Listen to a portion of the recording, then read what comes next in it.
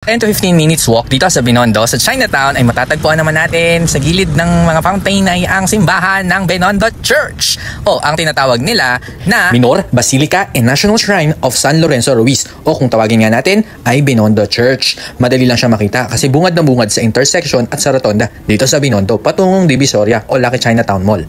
Napakaganda ng mga murals nga sa loob ng simbahan nito. Meron sa ceiling, meron sa pader, sa gilid, sa altar. Napaka-artistic ng gumawa ng simbahan na to. Nakaka-relax kapag pumunta kayo dito. Kaya naman isama nyo ito sa listahan ninyo nang sa ganun ay makaikot pa kayo sa Chinatown, sa Divisoria, sa Binondo at mapuntahan pa ninyo ang ilan sa mga masasarap na mga food trippings sa lugar na to. Tara, magdasal muna tayo.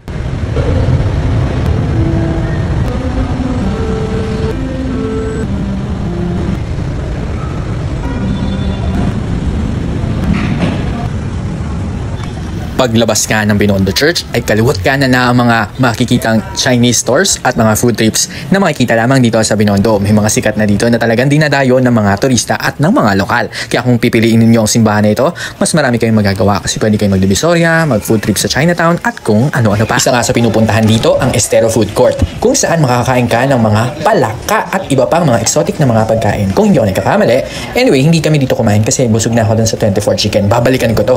Pagbalik namin nakakita ko ang prosesyon doon sa Minor Basilica. Buti na lang nadatnan ko to. Nakasaksi ako ng isang prosesyon.